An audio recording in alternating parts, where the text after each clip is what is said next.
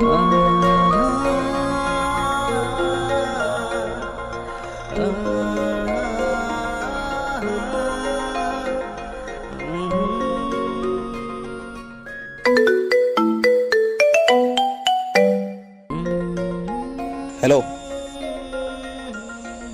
ক'ত আছা তুমি?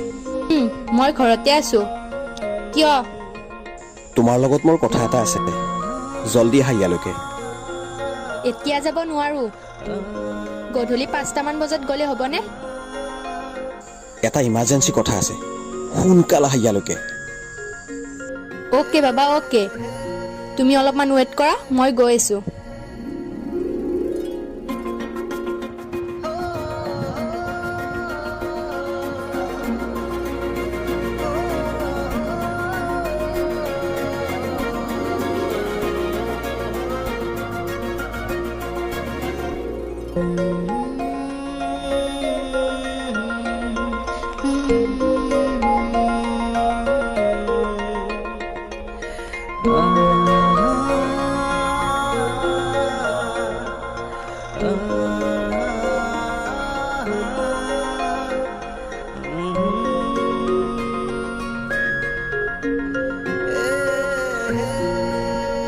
কোৱা বাবা, এতিয়া কি ইমান ইমাৰ্জেঞ্চি কথা আছে?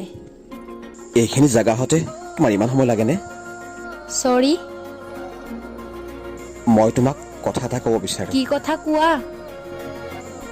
মানে মই তোমাৰ লগত শাৰীৰিক সম্পৰ্ক কৰিব বিচাৰোঁ। কি কি কৈছা এইবোৰ? তোমাৰ মাথা ঠিকে আছেতো?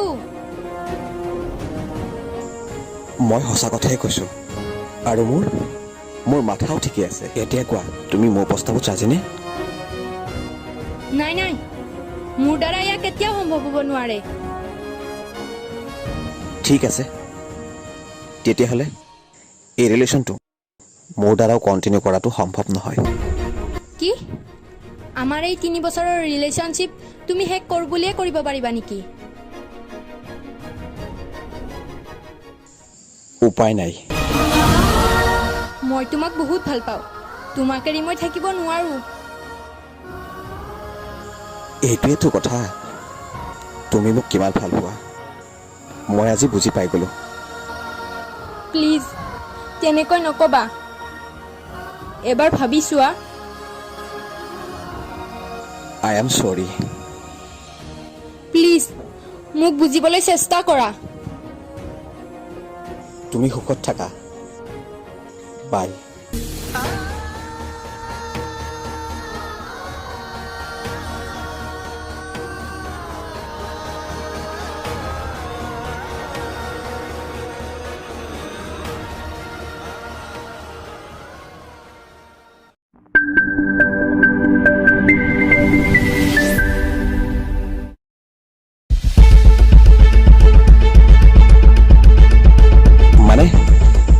মানে মই তোমাৰ লগত শাৰীৰিক সম্পৰ্ক কৰিব বিচাৰোঁ,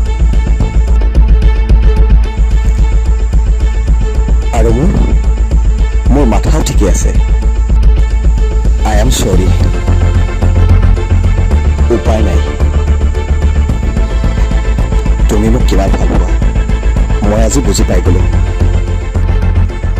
তুমি সুখত থাকা, বাই।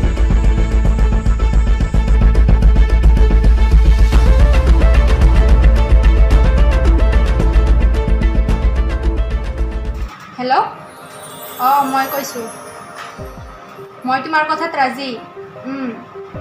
সিদিনা লগ কৰা ঠাইলৈ আহা। মই গৈ আছোঁ। ঠিক আছে।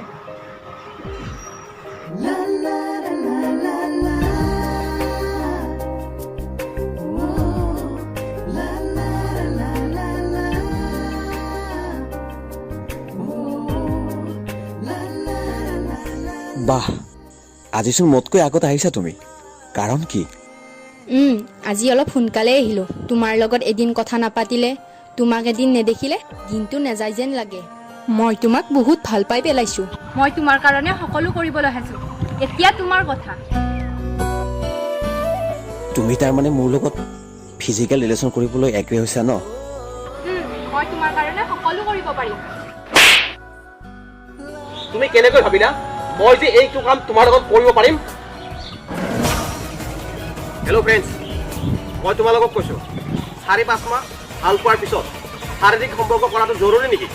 ভাল পোৱা মানে কি শাৰীৰিক সম্পৰ্ক নেকি? ভাল পালে যে শাৰীৰিক সম্পৰ্ক কৰিব লাগে এইটো ক'ত লিখা আছে? ভাল পাব লাগে অন্তৰখনক, শৰীৰটোক নহয়। আজিকালি ভাল পোৱা হৈছে শাৰীৰিক সম্পৰ্ক। মই এজনী ছোৱালী হৈ কৈছোঁ, আপোনালোকক কৈছোঁ, আপুনি যাৰ হাতত আপোনাৰ সকলো সন্মান তুলি দিছে তেওঁ জানো আপোনাৰ সেই সন্মান ৰক্ষা কৰিব পাৰিব? আপোনাক জানো জীৱনসংগী হিচাপে ল'ব? আপোনাক বিয়া পাতিব? সুখত ৰাখিব জানো আপোনাক? ইয়াৰ কিবা গেৰাণ্টি আছে?